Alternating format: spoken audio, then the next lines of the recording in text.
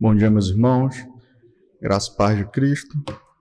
Vamos abrir as nossas Bíblias na primeira epístola do apóstolo Pedro.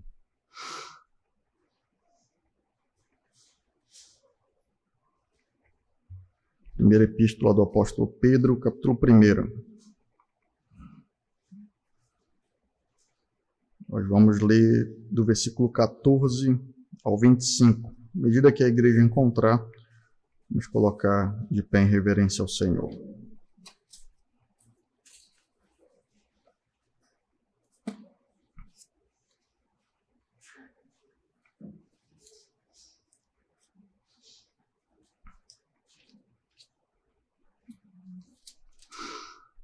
Amém? Leiamos. Como filhos obedientes, não vivam conforme as paixões que vocês tinham anteriormente, quando ainda estavam na ignorância. Pelo contrário, assim como é santo aquele que os chamou, sejam santos vocês também em tudo o que fizerem. Porque está escrito, sejam santos porque eu sou santo. E se vocês invocam como Pai aquele que sem parcialidade julga segundo as obras de cada um, vivam em temor durante o tempo da peregrinação de vocês, sabendo que não foi mediante coisas perecíveis como prata ou ouro que vocês foram resgatados da vida inútil que seus pais lhes legaram, mas pelo precioso sangue de Cristo, como de um cordeiro sem defeito e sem mácula. Ele foi conhecido antes da fundação do mundo, mas foi manifestado nestes últimos tempos em favor de vocês. Por meio dele, vocês creem em Deus, o qual ressuscitou dentre os mortos e lhe deu glória, para que a fé e a esperança de vocês estejam em Deus, tendo purificado a alma pela obediência à verdade e com vistas ao amor fraternal não fingido, amem intensamente uns aos outros de coração puro, porque vocês foram regenerados, não de semente corruptível, mas de semente incorruptível, mediante a palavra de Deus, a qual vive e é permanente, porque toda a humanidade é como a erva do campo, e a sua glória é como a flor da erva. A erva seca, a flor cai, mas a palavra do Senhor permanece para sempre. Esta palavra é o evangelho que vos foi anunciado. Amém? Vamos orar ao Senhor. Senhor Deus, Pai bendito e santo, graças nós te damos, Senhor, por nos reunir em mais um domingo, Pai, enquanto povo teu, enquanto ovelhas, Senhor, Deus do teu pasto. Glória seja dada a ti, Senhor. Nós suplicamos que o Senhor abençoe aqueles que, em submissão e obediência a ti, Senhor Deus, ouvem a tua santa convocação para este dia, para que todos os santos, Senhor Deus, ao redor da terra inteira se agreguem, se reúnam, Senhor, em suas igrejas locais e juntos prestem louvor e glória, Senhor Deus, e rendam a ti, Senhor Deus, gratidão, Senhor, devoção. Derramem, Senhor Deus, os corações diante de ti como ofertas e sacrifícios agradáveis por meio de Cristo, Senhor. Que o Senhor glorifique o teu nome neste dia e abençoe, Senhor Deus, os que assim têm procedido de forma graciosa, piedosa e santa, Senhor. Ó Senhor Deus, traz vigor àqueles que estão doentes, acuda, Senhor Deus, aqueles que de maneira legítima não puderam estar conosco, Pai, porque têm padecido, Senhor Deus, de aflições e de lutas contra enfermidades. Que o Senhor cure e os sustente nesta manhã. O que nós assim te suplicamos em Cristo e te agradecemos. Amém, Senhor. Poder sentarmos, irmãos.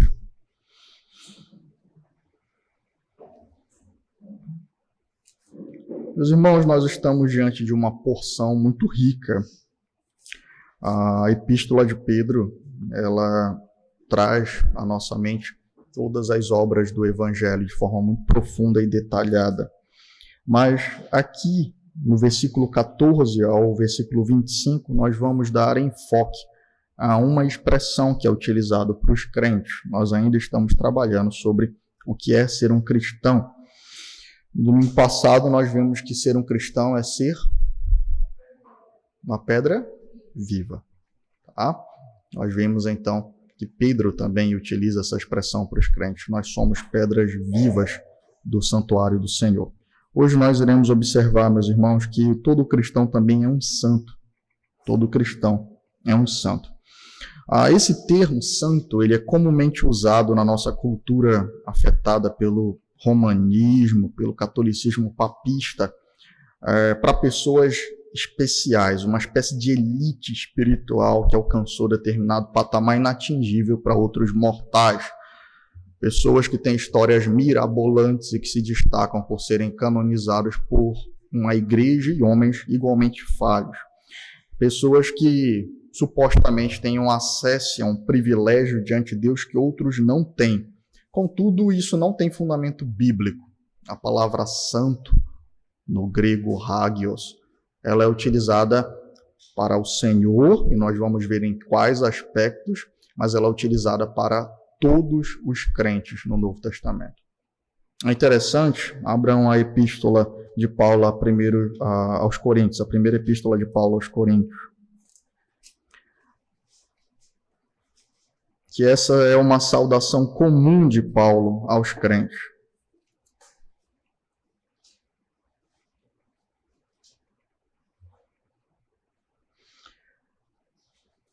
Primeira epístola de Paulo aos Coríntios. Paulo, chamado pela vontade de Deus para ser apóstolo de Jesus Cristo, e o irmão Sóstenes, a igreja de Deus que está em Corinto, aos santificados em Cristo Jesus, chamados para ser santos, com todos os que em todos os lugares invocam o nome de nosso Senhor Jesus Cristo, Senhor deles e nosso, que a graça e a paz de Deus, nosso Pai, e do Senhor Jesus Cristo estejam com vocês.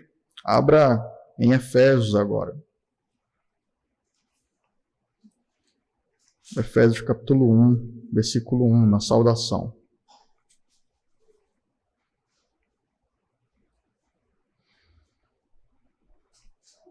Paulo, apóstolo de Cristo Jesus, pela vontade de Deus, aos santos que vivem em Éfeso e são fiéis em Cristo Jesus, que a graça e a paz de Deus, nosso Pai, e do Senhor Jesus Cristo estejam com vocês.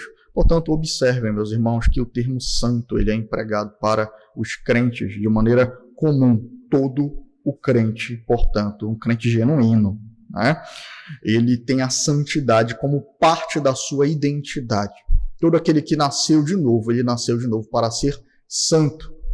Quando nós nos remetemos a esse termo santo, nós vemos que, primeiramente, ele é empregado a Deus, de maneira que a definição de santidade para nós tem que partir do Senhor. No Antigo Testamento, o termo santo ele é utilizado mais de 800 vezes para o Senhor. Portanto, há esse destaque de que Deus ele é santíssimo, como diz Isaías 6.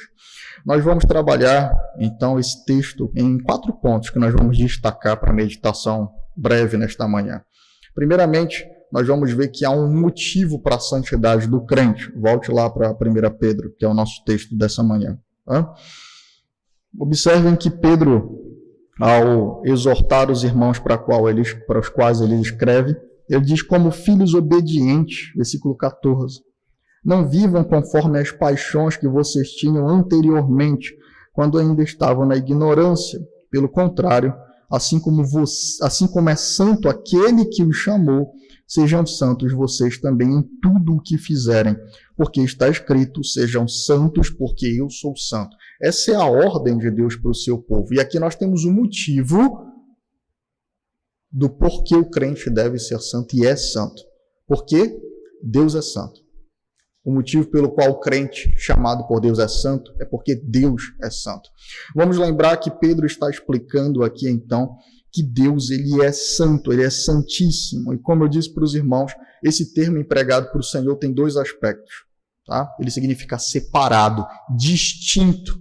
Quando nós empregamos o termo santo para o Senhor, o primeiro aspecto é que ele é distinto ou separado, transcendente, elevado de todo o resto da sua criação.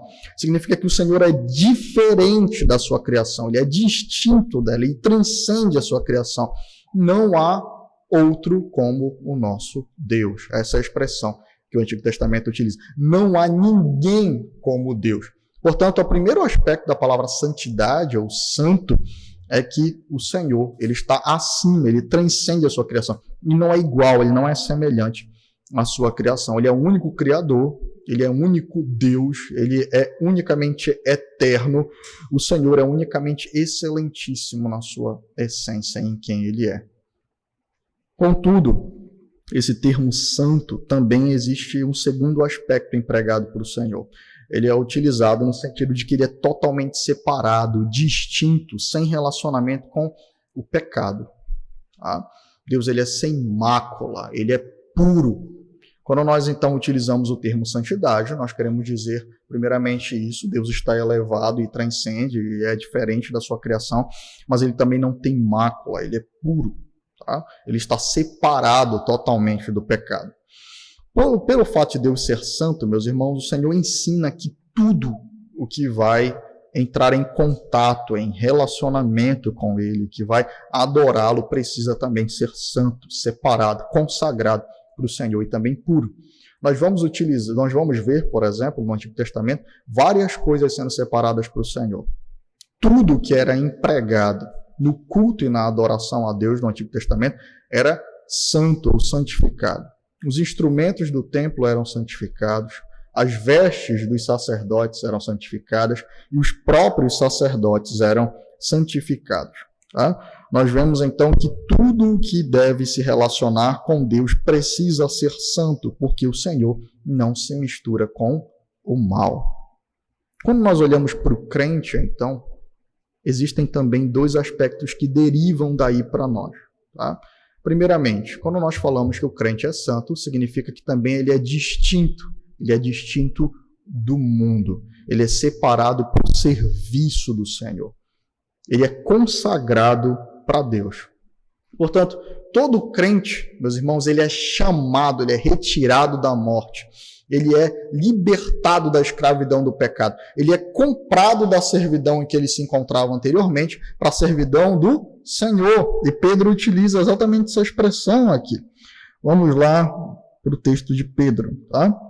Ele diz, versículo 18, sabendo que não foi mediante coisas perecíveis, como prata ou ouro, que vocês foram resgatados da vida inútil que seus pais lhes legaram, mas pelo precioso sangue de Cristo, como de um cordeiro sem defeito e sem mácula. A palavra quer ser comprado. Portanto, Cristo nos compra para Deus. E quando nós, então, somos chamados, quando nós somos salvos, quando nós somos retirados do mundo, do pecado, da morte, do meio comum, da vala comum da condenação do mundo, nós passamos, então, a ser separados para o serviço de Deus. Portanto, o crente, ele é, sim, distinto por causa do seu uso. Enquanto os homens, eles têm como propósito, na sua mente, no seu coração, se corromper, se envolver com aquilo que é corrupto, perecível, com aquilo que é mundano, o crente, ele é separado para serviço do Senhor. Ele tem um uso agora, que é o uso legítimo por qual o ser humano foi criado, que é a glória de Deus. Portanto, o primeiro termo, meus irmãos, que se refere ao crente como alguém santo, é alguém que vive para o Senhor. E é por isso que Pedro está dizendo, vocês foram retirados, vocês foram separados, vocês foram comprados e removidos da vida inútil que vocês tinham. Vamos ler novamente o versículo 18. Sabendo que não foi mediante coisas perecíveis como prata ou ouro que vocês foram resgatados da vida inútil que seus pais lhes legaram. Nós vemos que esse termo inútil significa alguém que não cumpre o propósito para o qual foi criado. A humanidade foi criada para a glória de Deus. Os ímpios se desviaram todos desse propósito e, portanto, eles se fizeram inúteis. Um relógio que não marca a hora, ele tem qual utilidade para você? Quebrar nós? Quebrar castanha? Não foi para isso que o relógio foi criado. Ele foi criado para marcar a hora. A partir do momento que ele para, se ele não é consertado, ele se tornou um objeto inútil. A mesma coisa a humanidade. Ela foi criada para a glória de Deus. A partir do momento que a glória do Senhor não é mais o propósito para o qual se vive e serve, então nós nos tornamos inúteis. E Pedro está dizendo exatamente isso. O Senhor tirou vocês de um estado de inutilidade, de um padrão de vida totalmente inútil. E é interessante como isso vai totalmente, meus irmãos, contra o que a sociedade prega. A sociedade prega que você trabalha e você produz, e você é alguém muito produtivo, e você então posta no final do dia no Instagram, o de hoje está pago. Não está pago. Muito pelo contrário, você acabou o seu dia em mais dívida diante do Senhor, em mais pecado acumulado, porque tudo que você fez, tudo que você produz sem Cristo é inútil e é uma afronta a Deus. A humanidade, portanto, vive acumulando ira sobre a sua cabeça. É exatamente isso que Cristo diz. Exatamente isso que a palavra nos comunica. Aquele que vive sem Cristo acorda e passa uma vida de inutilidade. Não interessa o quanto de ouro acumule, não interessa o quanto de bens acumule, não interessa o quanto de status se ganhe, o quanto de terreno se avance. Tudo isso é contra Deus e, portanto, inútil. Pedro está dizendo, vocês são santos, vocês agora foram comprados para o serviço do Senhor. O segundo aspecto, portanto, da santidade, como eu disse para os irmãos, deriva do fato de Deus ser imaculado. Se Deus é imaculado, se Deus é santo, ele não pode se relacionar com o mal e com o pecado. Portanto, o fato de Deus ser santo exige que tudo que está em contato com ele seja puro. Portanto, o segundo aspecto de santidade da vida do crente é uma vida de pureza. É uma vida marcada por um coração que, servindo a Deus, se afasta do mal, abandona o pecado, se distingue do pecado, abomina o pecado, alguém que se opõe a ele, para que possa, então, servir com santidade ao Senhor. Não mais com frutos de impiedade, mas com frutos de justiça.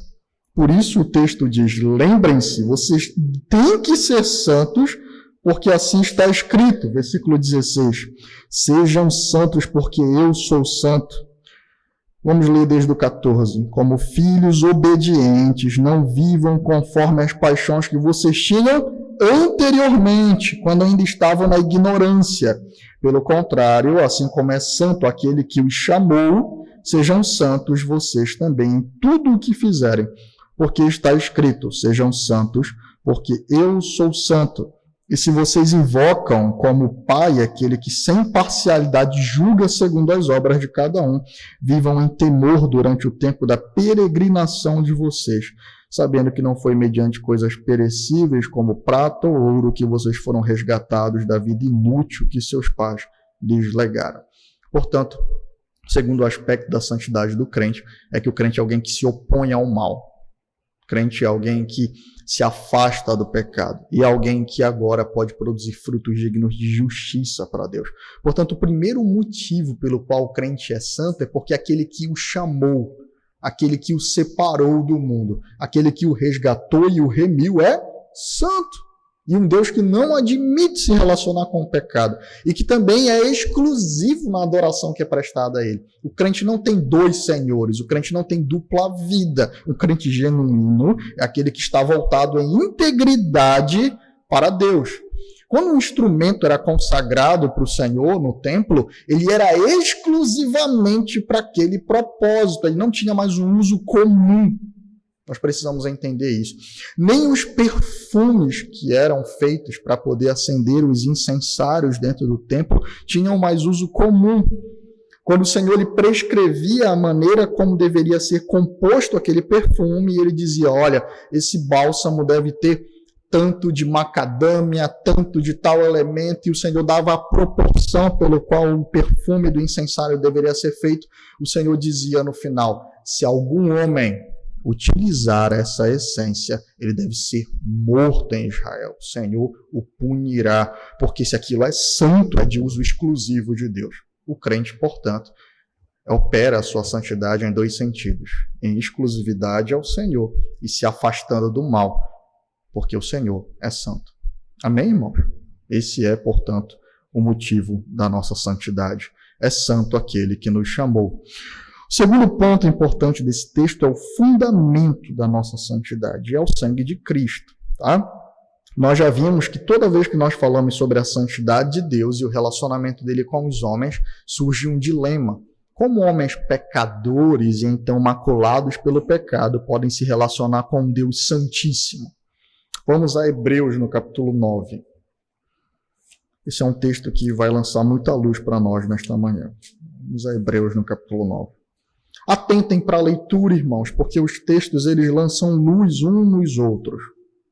Vamos ao versículo 11. Observem o que o autor de Hebreus nos explica sobre o sacrifício e o santuário no Antigo Testamento e como eles apontavam para Jesus Cristo. Hebreus 9, versículo 11. Todos acharam? Amém. Vamos ler. Atentem. Quando, porém, Cristo veio como sumo sacerdote dos bens já realizados, mediante o maior e mais perfeito tabernáculo, não feito por mãos humanas, quer dizer, não desta criação, e não pelo sangue de bodes e de bezerros, mas pelo seu próprio sangue, ele entrou no santuário uma vez por todas e obteve uma eterna redenção. Portanto, se o sangue de bodes e touros e a cinza de uma novilha, aspergidos sobre os contaminados, os santificam, quanto à purificação da carne, muito mais o sangue de Cristo, que pelo Espírito Eterno a si mesmo ofereceu sem mácula a Deus, purificará a nossa consciência de obras mortas para servirmos ao Deus vivo. Por isso mesmo, ele é mediador da nova aliança, a fim de que os que foram chamados recebam a promessa da herança eterna, visto que houve uma morte para a remissão das transgressões que foram cometidas sobre a primeira aliança. Porque onde há um testamento, é necessário constatar a morte de quem o fez. Sim, porque um testamento só é confirmado depois da morte de quem o fez, pois de maneira nenhuma um testamento tem força de lei, enquanto ainda vive quem o fez. Por isso, nem a primeira aliança foi estabelecida sem sangue, porque havendo Moisés proclamado a todo o povo todos os mandamentos conforme a lei, pegou o sangue dos bezerros e dos bodes, com água, lã tingida de escarlate e sopo, e aspergiu não só o próprio livro, como também todo o povo, dizendo: este é o sangue da aliança que Deus ordenou para vocês. Igualmente também aspergiu com sangue, vamos lá, o tabernáculo e todos os utensílios do serviço sagrado. De fato, segundo a lei, quase todas as coisas são purificadas com sangue, e sem derramamento de sangue não há remissão. Era necessário, portanto, que as figuras das coisas que estão nos céus fossem purificadas com tais sacrifícios, mas as próprias coisas celestiais requerem sacrifícios superiores àqueles, porque Cristo não entrou em santuário feito por mãos humanas, figura do verdadeiro santuário, porém no próprio céu, para comparecer agora por nós diante de Deus. Ele não entrou para oferecer a si mesmo muitas vezes, como sumo sacerdote ainda todos os anos no Santo dos Santos com sangue alheio. Vamos ao versículo 28. Assim também Cristo, tendo se oferecido uma vez por todas para tirar o pecado de muitos, aparecerá segunda vez, não para tirar pecados, mas para salvar aqueles que esperam por ele. Então observem a maneira como algo era santificado. Era por meio de sangue. Amém. A gente falou sangue muitas vezes nesse texto. Tá?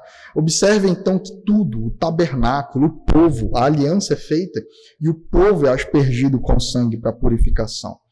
Depois ele asperge o tabernáculo, depois ele asperge com sangue os utensílios do tabernáculo, e nós temos uma demonstração ali da obra do Evangelho. Significa que sem derramamento de sangue não há remissão de pecados. O autor de Hebreus acabou de explicar isso para nós. Portanto, o que é remir pecados? É perdão, absolvição, purificação, é remover pecado, é remoção de pecado. Portanto, o que o Senhor demonstrava era: sem a remoção dos pecados, alguém não pode se aproximar de Deus. Sem morte, sem juízo, sem derramamento de sangue, não tem purificação. Portanto, Pedro explica a nós, vamos voltar ao texto de Pedro, que houve sim derramamento de sangue para nos tornar santos. O sangue de Cristo.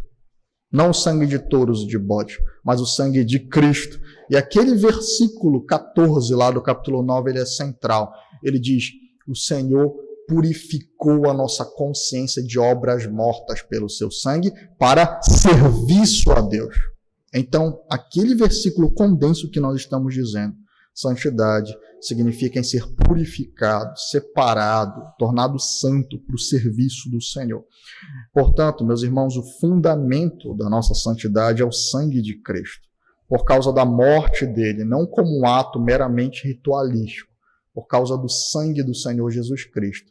O crente, então, que é salvo, o crente genuíno, liberto pelo Senhor, ele é chamado e ele também é aspergido com o sangue do Senhor. De maneira que agora ele é consagrado para uma vida a Deus e purificado dos seus pecados. A pergunta, portanto, como um Deus santo recebe pessoas ainda maculadas pelo pecado, é respondido na cruz, pela morte de Cristo, pelo sangue de Cristo. Ele nos aspergiu com o seu sangue. E como o seu sangue é poderosíssimo, como o pecado não pode ter domínio sobre o Senhor, como a morte não tem domínio contra Cristo, como o diabo não tem acusação contra o Senhor, a plena santidade do seu sangue nos purifica de todo o pecado, para que nós possamos, então, ter acesso a Deus. O crente é alguém santo, porque foi comprado, aspergido, remido pelo sangue do Senhor Jesus Cristo. Você entende agora o que é ser remido pelo sangue do Senhor Jesus Cristo? É ser feito santo. As pessoas às vezes cantam isso. As pessoas proclamam isso. Não, estou remido e lavado pelo sangue de Jesus, e vivem em impureza e em contradição com aquilo que proferem. Afirmar ter sido comprado pelo sangue de Cristo, afirmar ter sido remido e lavado pelo sangue de Cristo, é uma proclamação de servidão a Deus em pureza. Você consegue entender isso? Para isso nós fomos comprados, para serviço de Deus em pureza. Esse é o objetivo da nossa salvação, que Deus seja adorado, louvado, glorificado na vida do povo que o Filho dele comprou com seu sangue precioso. E não foi prata e nem ouro, meus irmãos, nem coisas perecíveis, que nós fomos livrados da nossa vida inútil, mas pelo sangue de Cristo Jesus, como um cordeiro sem defeito e sem mácula. Versículo 19. Pelo precioso sangue de Cristo, como de um cordeiro sem defeito e sem mácula. Ele foi conhecido antes da fundação do mundo, mas foi manifestado nesses últimos tempos em favor de vocês. Por meio dele, vocês creem em Deus, o qual o ressuscitou dentre os mortos e lhe deu glória, para que a fé e a esperança de vocês estejam em Deus, tendo purificado a alma pela obediência à verdade e com vistas ao amor fraternal não fingido, amem intensamente uns aos outros de coração puro. Nós vimos, portanto, o motivo da nossa santidade. Precisamos ser santos porque Deus é santo. Precisamos ser santos porque aquele que nos chamou é santo. Nós vemos o fundamento da santidade, o sangue de Cristo. É por meio dele que nós somos santificados para Deus. E agora nós precisamos destacar a organicidade da santidade. A organicidade da santidade. Eu dei esse título para condensar duas ideias. Observem algo que eu tenho tentado destacar para os irmãos durante nossos estudos. Versículo 14. Como filhos obedientes, não vivam conforme as paixões que vocês tinham anteriormente, quando ainda estavam na ignorância. Pelo contrário, assim como é santo aquele que os chamou, sejam santos vocês também em tudo o que fizerem. Vamos ao versículo 22. Tendo purificado a alma pela obediência à verdade e com vistas ao amor fraternal não fingido, amem intensamente uns aos outros de coração puro. Observem, meus irmãos, que a santidade ela também tem um caráter orgânico. O que eu quero dizer para você é que existe sim um relacionamento e uma consagração individual que Deus faz com cada crente. Deus, Cristo, ele não morre para salvar uma estatística ou uma massa. O Senhor Jesus Cristo, ele conhece cada um daqueles que são chamados de eleitos. E a palavra eleição, ela pressupõe individualidade. Existe sim um relacionamento do crente com Cristo. Existe sim um serviço do crente para com Cristo e uma espiritualidade do crente em si para com Cristo. Mas o crente, ele foi chamado para pertencer a um povo santo e a um corpo santo, de maneira que todas as palavras que nós ouvimos aí acerca de santidade é uma recomendação para a igreja. Os crentes são chamados de santos e eleitos de Deus, aos santos que estão em Corinto, aos santos que estão em Éfeso. E aqui Pedro diz que o resultado dessa purificação e dessa santidade é serviço a Deus e amor fraternal não fingido. Não existe, meus irmãos, agente especial secreto 007 na igreja. Alguém que vive sozinho, desenvolve a sua espiritualidade sozinho. É um santo homem separado de todo o povo de Deus. Não, eu sou uma elite espiritual. Eu desenvolvo a minha salvação, a minha santidade, o meu relacionamento com Deus de maneira isolada. Não. O crente, ele foi chamado e remido para um povo santo. E é exatamente isso que Pedro ele vai desenvolver um pouco mais para frente. Ele vai dizer, vamos lá para o versículo 9 do capítulo 2. Nós já vimos sobre pedras vivas, né? Está dentro desse contexto. Tá? Mas ele diz no versículo 9, vocês, porém, são geração eleita, sacerdócio real, nação santa, povo de propriedade exclusiva de Deus. E antes ele explicou que o crente é uma pedra viva inserido no quê? Em um prédio, em um tabernáculo edificado para o Senhor. Pedro está trabalhando sobre santidade, então a conclusão do seu argumento de unidade, de serviço, acaba na igreja. Se desenvolve para a igreja, se desenvolve para o aspecto comunitário do crente. Se você cresce em santidade, você cresce em comunhão com Cristo e com o povo dele. Não se esqueça disso. Uma das provas de que você está desenvolvendo a sua salvação com temor e tremor é exatamente o aspecto comunitário, é exatamente a união. Se você foi unido com Cristo, você não tem como estar não unido com o seu povo. Se você cresce em intimidade com Cristo, você cresce em intimidade com aqueles que Cristo morreu para serem um com Ele. Essa é a oração de João 17. Pai, eu oro a Ti para que eles sejam um contigo como eu sou um contigo, Senhor. Para que por meio de mim, sendo um comigo, eles sejam um contigo. Essa é a oração que o Senhor faz em João 17. Portanto, observem que Pedro está trabalhando a purificação, a consagração do crente, mas não de maneira individual, mas o crente ele está inserido em um povo, ele foi resgatado para pertencer a um povo santo do Senhor. A santidade ela pressupõe um caráter orgânico e não individualista. Se alguém acha que pode estar crescendo em santidade e intimidade com Deus, à medida que conserva o seu coração cheio de pecado e amor fraternal fingido, você está se enganando. Isso não é possível. Você não tem como ter um relacionamento adequado com Cristo sem um relacionamento adequado com o povo de Cristo. Nós vamos trabalhar mais sobre isso pela manhã. Mas agora, gravem essa verdade. Essa figura de um crente que milita e serve a Deus sozinho, ela não existe na Escritura. Não existe. Você tem uma individualidade de serviço ao Senhor, mas você está inserido no corpo de Cristo. Assim como cada membro tem uma utilidade diferente no corpo e ele se relaciona assim com você de maneira específica. A sua mão tem uma função específica e você se relaciona com a sua mão de maneira específica, ainda assim ela é sua. Ela pertence a você. Ela está inserida no corpo, de forma que ao se relacionar com a sua mão, você se relaciona com o corpo. Não há como eliminar isso. A maneira como o Senhor descreve o crente, a maneira como o Senhor descreve a igreja é um caráter orgânico e inseparável, de forma que a identidade do crente ela é também comunitária. Um corpo não tem sentido sendo desmembrado. As figuras, as metáforas, uma ovelha, você não cria uma ovelha, né? ela está inserida em um aprisco, ela tem sentido em um aprisco. Um membro tem sentido em um corpo. Portanto, nós precisamos lembrar que se nós fomos unidos com Cristo, então nós somos unidos uns com os outros também. Por isso, a santidade genuína tem um caráter orgânico e comunitário. Por fim, vamos ver sobre um instrumento da santificação. Um instrumento da santificação. Esse crente, ele é remido e purificado com toda a certeza pelo sangue de Cristo e de maneira permanente.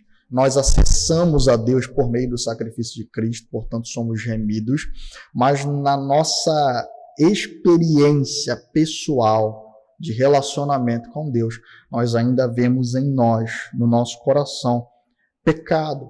Portanto, a santificação, ela tem um caráter definitivo. Todo crente ele é chamado de santo, tá? Eu gostaria de ter mais tempo para trabalhar esse aspecto com os irmãos. Eu tratei sobre isso na reunião de família, né? Há algum tempinho ainda. A santificação ela tem dois aspectos. Ela tem um caráter definitivo, de maneira que o crente ele é chamado de santo. Tá? Mas também ela tem um aspecto progressivo que se manifesta no nosso relacionamento e no nosso servir para o Senhor.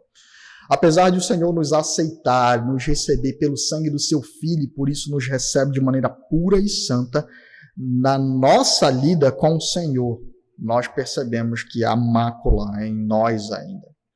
De forma que o crente ele é chamado para desenvolver essa santidade, ao ponto de então ter um aspecto progressivo na santificação, que será consumado, experimentado por nós somente na consumação dos séculos, quando nós seremos finalmente como Ele é. E o Senhor nos diz qual é o instrumento pelo qual Cristo então apresentará diante de Deus a sua noiva sem ruga e sem nenhuma mácula no final dos tempos. Versículo 22. Tendo purificado a alma pela obediência à verdade e com vistas ao amor fraternal não fingido, amem intensamente uns aos outros de coração puro, porque vocês foram regenerados, não de semente corruptível, mas de semente incorruptível, mediante a palavra de Deus, a qual vive e é permanente. Porque toda a humanidade é como a erva do campo, e toda a sua glória é como a flor da erva. A erva seca e a flor cai, mas a palavra do Senhor permanece para sempre. E esta palavra é o evangelho que foi anunciado a vocês. Vamos lá ao versículo 1 do capítulo 2. Portanto, abandonem toda a maldade, todo engano, hipocrisia, inveja, bem como todo tipo de maledicência.